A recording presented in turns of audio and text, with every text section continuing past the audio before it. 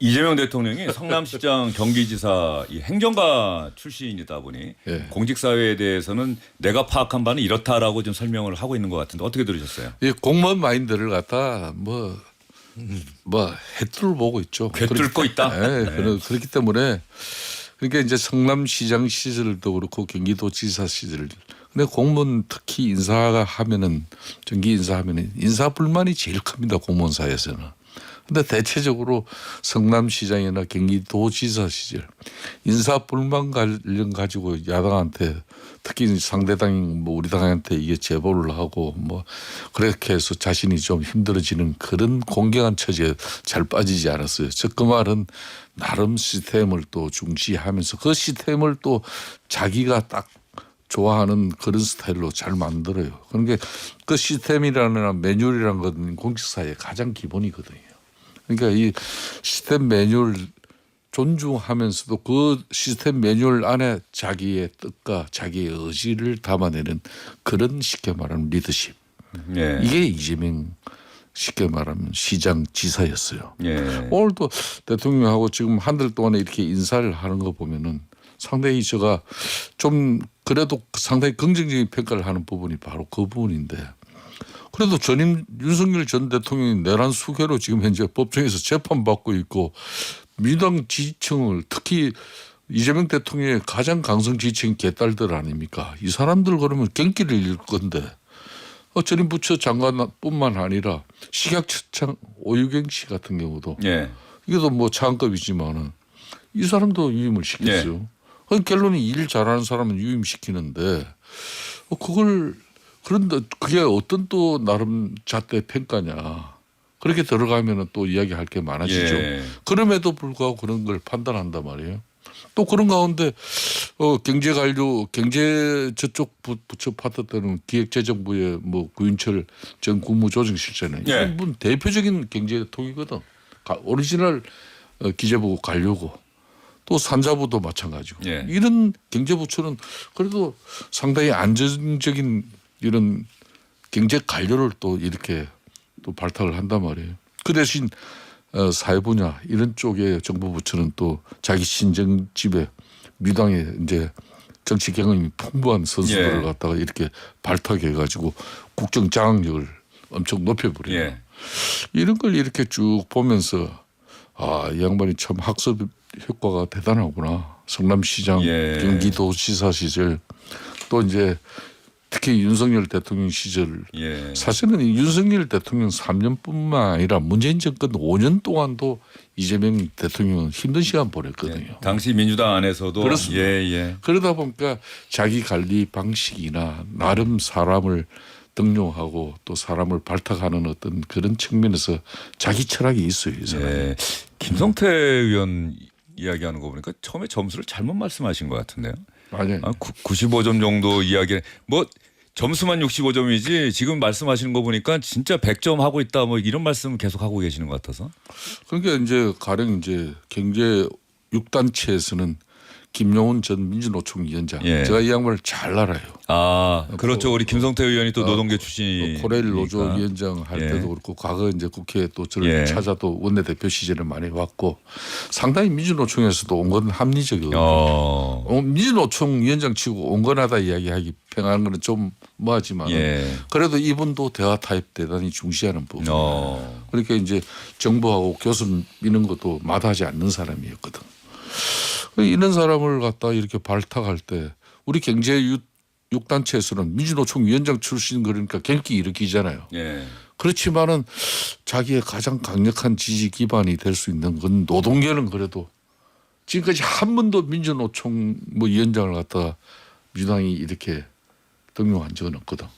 또 그리고 국회의원 배지를 달게 해준 적도 별로 없고. 근데 당연히 저는 한국노총에서 노동운동을 한 20몇 년 저도 했지만은 한국노총이 이번에 김동맹 위원장 같은 경우는 이재명 대통령 만들기에 가장 1등 공신이야. 옆에 예. 서 있었는 사람인데 그런 측면에서 대려 카드는 민주노총 위원장 출신을 뽑았다면 이게 상당히 전략적인 판단이거든. 예. 김성태 의원 지금 이야기하시는 거 들으신 우리 청취자 시청자분들 중에서 말이죠. 이성민님, 김성태님 말씀 들으니 65점이 아니라 165점 준 분 같아요. 문자로 보내주신 9279님, 김성태 의원님 혹시 67점 만점에 65점 주신 건가요? 이렇게 또 이야기를 했습니다. 상당히 지금 이재명 대통령의 취임 30일을 좋은 평가를 해주시고 있다. 상대당 소속이긴 합니다만 김종대 전 의원. 이 부분은 확실히 관점의 차이입니다. 저는 윤석열 정부는 이념과 사법이라는 두 축으로 공직사회를 통제하려고 했어요. 이건 지배하는 방식입니다. 그런데 지금 이재명 정부는 지배가 아니라 조작을 하는 거죠. 그러니까 서로 간의 이해관계를 조율하고 시스템을 어떤 걸 들이대서 이런 경우는 이제 관료 정치에 정통한 거예요. 근데 윤석열 전 대통령 같은 경우는 관료도 정치 집단이고 관료 정치라는 게 존재한다는 걸 인정하지 않고 툭 하면은 이제 뭐 수사, 감사 아니면은 이념 이렇게 해가지고 네 편 내 편이 갈라지고 이게 가부장적인 어떤 수직적 명령 체계에 점점 기울어졌던 겁니다. 그런데 지금은 그런 어떤 것보다는 시스템의 힘을 회복하고 말의 힘을 앞세워서 이런 관료 사회가 움직이도록 한다. 이거는 관료 정치라는 감이 있는 건데 이건 행정의 흐름에서 자기 경험이 이제 녹아든 거라고 봐야 되겠거든요. 근데 앞으로 그 뭔가 결단을 해서 조금 돌파하고 개혁을 완수해야 되는 중요한 순간이 올 겁니다. 이럴 때는 또 어떤 면에서는 항상 조율만 하는 것이 아니라 결단하는 지도자로서의 면모도 보여줘요. 예. 이런 어떤 그 앞으로 난제들이 기다리고 있기 때문에 일단 관료 사회를 안정적으로 이끈다. 그런 면에서 저는 집권 초기에 어떤 그 지금 국정 기조가 개혁보다는 안정 쪽에 다소 치우쳐 있다고도 좀 느껴졌거든요. 예. 그래서 혼란을 수습하고 지금 워낙 경제 정상화하고 상황이 안 좋고 민생이 안 안정하는 좋으니까. 가운데서 예. 기대 심리를 예. 높인다. 이게 아마도 국정 일련의 기조가 되지 않을까 이런 예감도 들고 여기에 관료 정치에 협조를 구한다. 예. 이렇게 짜여지는 것 같습니다. 그런 부분이 대단히 잘하고 있다. 초기 대응을 초기에 어떤 그 전략이나 출발 지점을 잘 전략적으로 선택했다 이런 생각 안 드십니까? 일단 방향은 예. 제대로 잡힌 것 같은데 이제 또 좀 지나다 보면은 개혁 요구의 목이 마른 조금 더 변화를 바라는 목소리들도 지금 잠재돼 있거든요. 지지층은 뭐 당연히 그러겠죠. 예. 그런 면에서 이제 높아진 시민의 자존감에 맞는 조금 어떤 변화와 개혁의 비전도 적절한 때 나와줘야 예. 그건 아마도 올해 후반부나 내년 초에는 좀 나와줘야 될 것 같아요. 정기국회하고 내년 신년 기자회견 때는 당연히 그런 부분들이 나오지 않을까 그런 생각이 들고요. 그러니까 지금 예. 이제 이재명 대통령은 분명히 이제 국정 운영 한 달 동안 특히 안정 통합 실정주의를 통해 가지고 상당히 안정된 그런 정부. 누가 이 뭐 정부를 조기 대선에서 뭐 긴급하게 투입된 그런 정부. 그렇기 때문에 불확실성이 여전히 유지된 가운데 야 이게 시험장이 될 수도 있는 거 아니냐. 만일 그럴 수 있는 건데 제가 좀 이제 점수는 그렇게 뭐 후하게 주지는 않았지만 내용적으로는 그래도 상당한 그 점수를 줄 수 있는 그런 이야기를 하는 것은 저는 개인적으로 상당히 큰 우려를 했어요.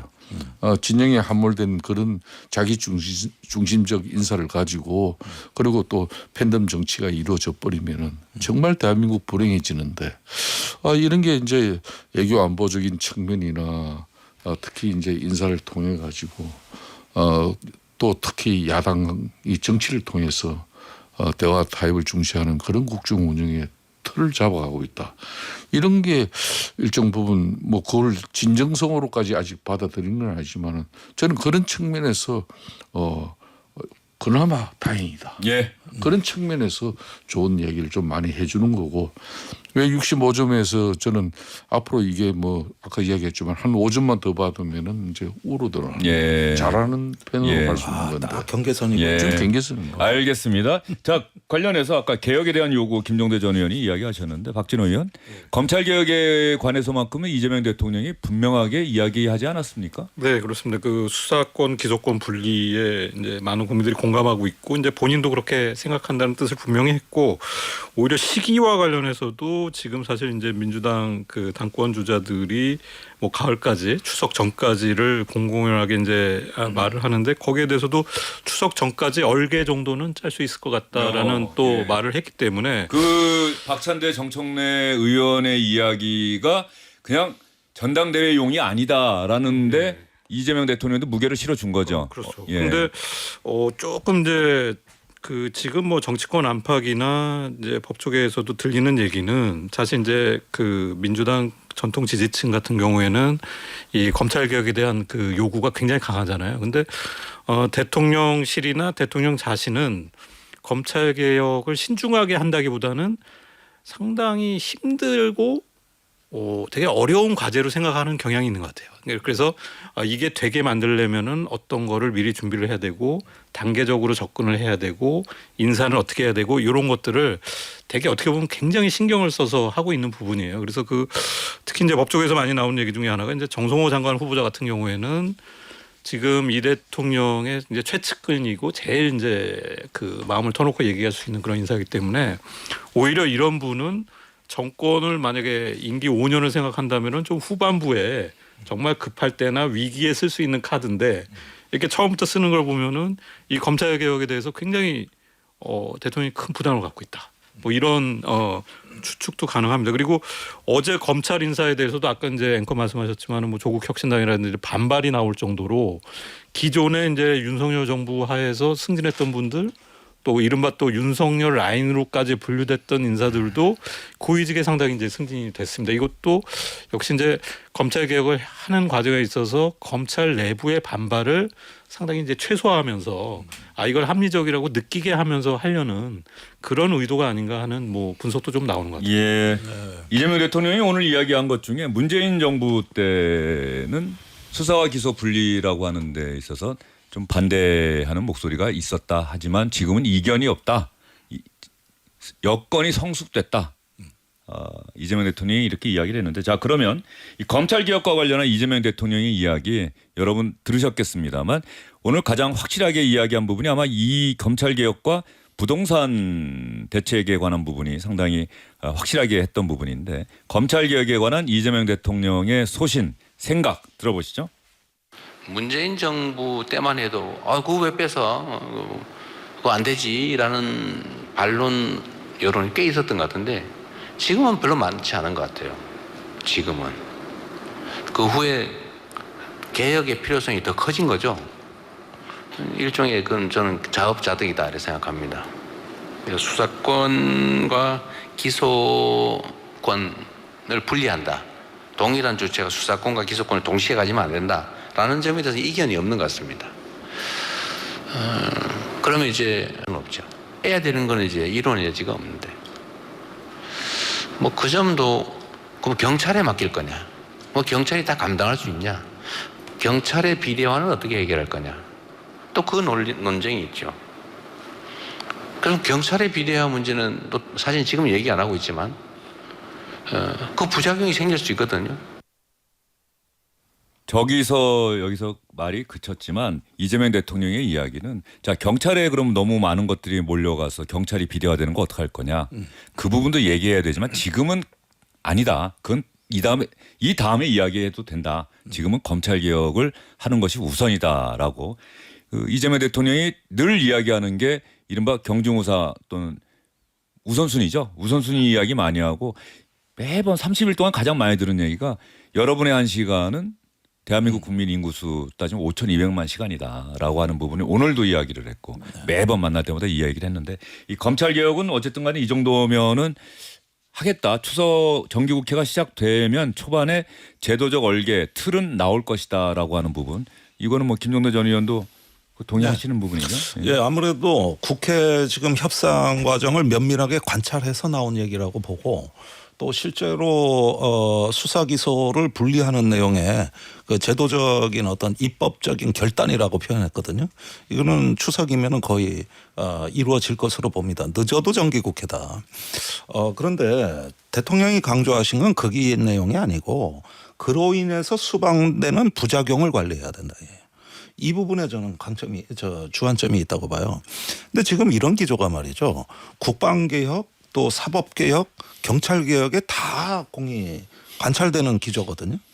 사실 이 세 개 부처가 개혁의 긴장도가 제일 높은 부서인데 안규백 국방장관 후보자, 정성호 법무부 장관 후보자, 윤호중 행정안전부 장관 후보자 이 세 명을 보면은 나쁘게 말하면 좀 물러터졌고 좋게 말하면 책임감이 강하신 분들이에요.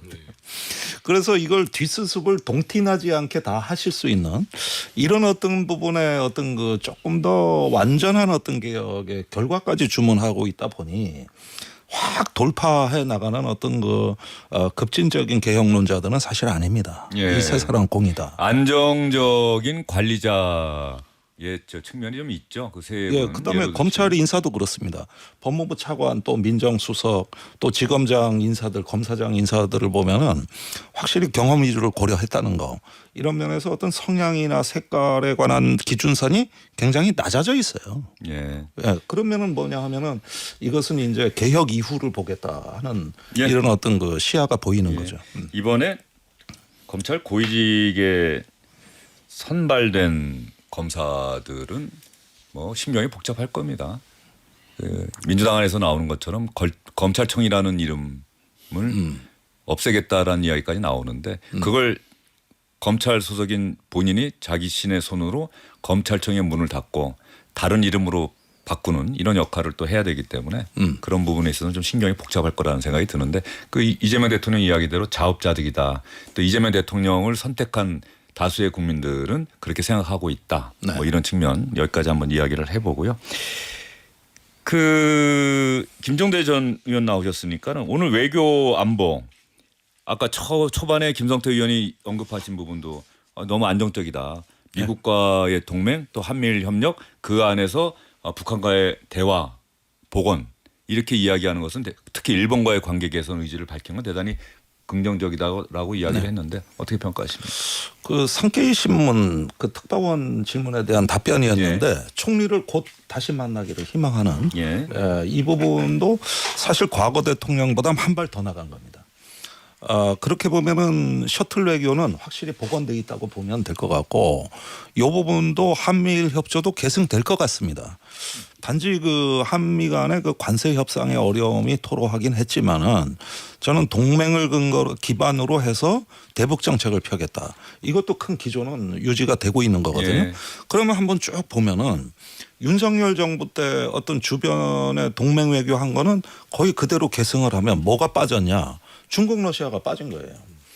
그러면 윤석열 정부가 했던 외교의 성과는 그거대로 다지고 빠진 걸 챙겨야 되는 게 그게 중국 러시아인데 러시아는 전쟁 중이니까 그건 좀 뭐 리스크가 크다고 보더라도 중국은 어떻게 할 거냐. 그런데 제가 보기에는 10월쯤에 아마 분기점이 올 것 같습니다. 전승절은 안 가는 게 맞다고 생각하세요? 그 전승절 문제는 저는 우리가 일본이 안 하는 걸 우리가 앞서서 할 필요는 없다고 봐요. 예, 일본보다 절대 앞서가서는 안 된다. 그런데 저는 일본이 전승절 행사 갈 것 같지가 않거든요. 그러면 우리만 이제 민주국가 중에서 가게 되는 이런 상황은 피하는 게 좋다. 그리고 트럼프 미국 대통령을 시진핑 중국 주석 전에 만나는 것이 맞다. 네. 예. 그러면은 10월에 에이펙 회의가 주변 4강 외교가 이제 집중되는 집약되는 어떤 결정적 시기로 보고 지금부터 준비하자. 예.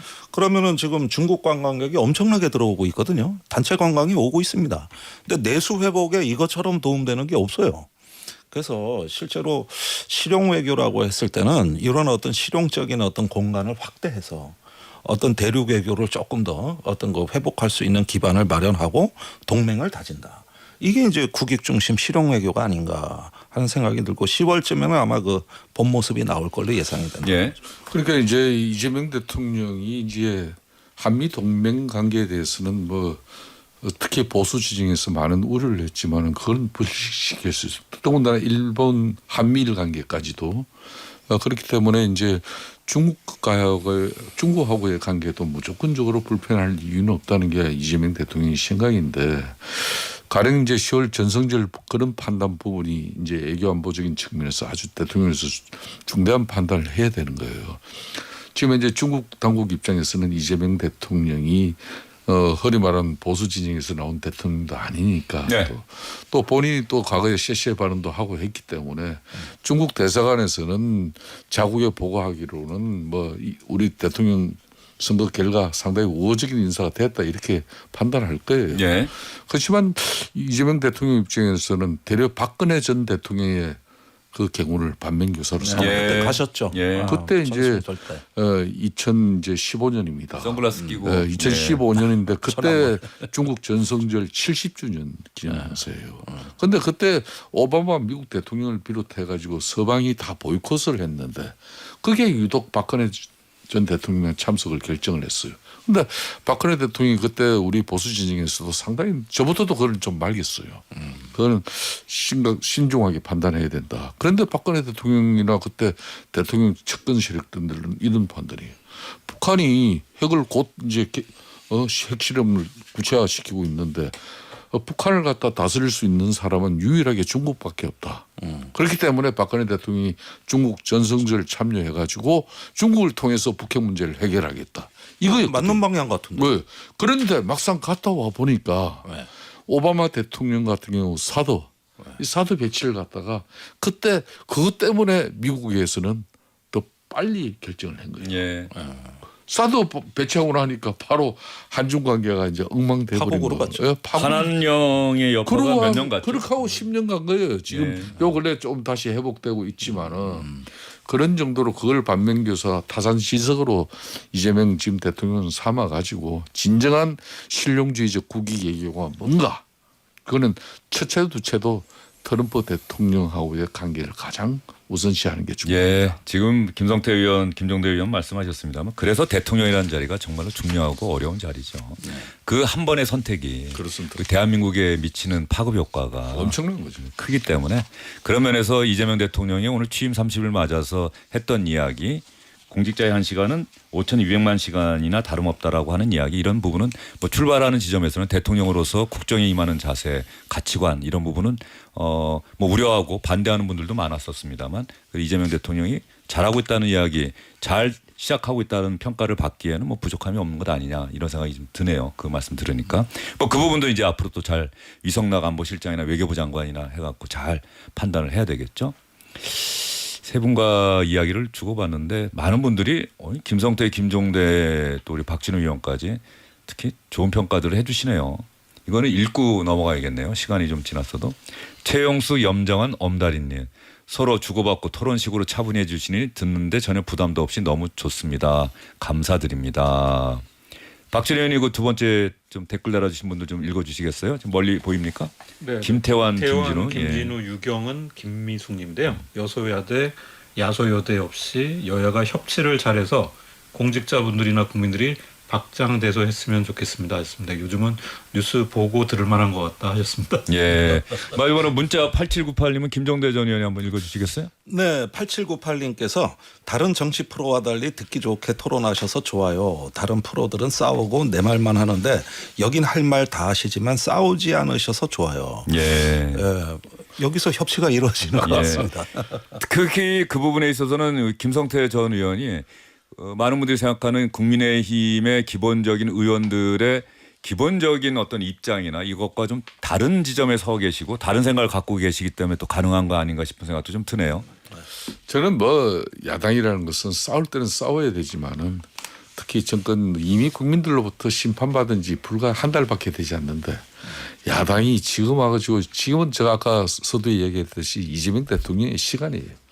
그러니까 이재명 대통령이 국민들께 본인도 잘 알려고 많은 걸 준비해서 그걸 이제 실천할 건데 그걸 처음부터 그 생각 잘못됐고 방식도 잘못됐어 이렇게 하는 것은 그보다는 대려 야당은 지금 우리 진영을 잘 자정 노력하고 야당이 야당으로서 역할을 할 수 있는 그런 올바른 지금 현재 국민적 신뢰를 회복하는 게 가장 우선이라고 봐요. 오늘 공교롭게 말이죠. 이재명 대통령이 취임 30일 기자회견을 시작하는 시간에 윤석열 전 대통령은 서울중앙지방법원에 출석했습니다. 내란 우두머리 혐의 사건 9차 공판에 출석하기 위해서 이런 법원에 날이 나간 다 거죠. 옵니다. 예. 많은 분들이 그런 얘기 하시잖아요. 불과 1년 전으로 시계바늘을 거꾸로 돌리면 이재명 당시 야당 대표는 일주일에 뭐 2번, 3번 이렇게 법원에 출석하기도 했었고 그랬는데 이런 상황이 역으로 됐다. 자, 이재명 대통령의 취임 30일 기자회견 내용 중심으로 여러분께 오늘 중점적으로 설명을 해드렸고요. 그 대통령실이나 오늘 보니까 저도 이거 몰랐는데 한번 쭉 정리를 해보니까 그러니까 진행을 공정하게 하려고 하는 부분은 분명히 있었는데 약간 예상치 못했던 좀 부자연스러운 부분도 노출이 됐다. 추첨으로 하다 보니 일단 중앙 이른바 아까 얘기한 박준희 의원은 중앙방송사와 중앙지 기자는 지상파는 아예 질문 기회가 없었다라고 하는 부분. 뭐 이거는 뭐 공정하게 했으니까 그런 측면이 있는데 아무래도 그 주제, 질문 주제가 국가적 현안이나 이런 부분에 대한 질문이 조금 상대적으로 그런 질문이 좀 적지 않았느냐라고 했고 특히 국민 사수함 자유 질문도 아예 하지 못했다. 뭐 이런 아쉬움들은 다음에 또 자꾸 시계를 보시더라고요. 예, 알겠습니다. 그 강희정 대변인이 그 이야기를 했더니 이재명 대통령이 알잖아요. 아, 저보고 말 좀 짧게 하라는 얘기군요. 예. 자, 세 분 수고 많으셨습니다. 예, 감사합니다. 오늘은 여기까지입니다. 고맙습니다.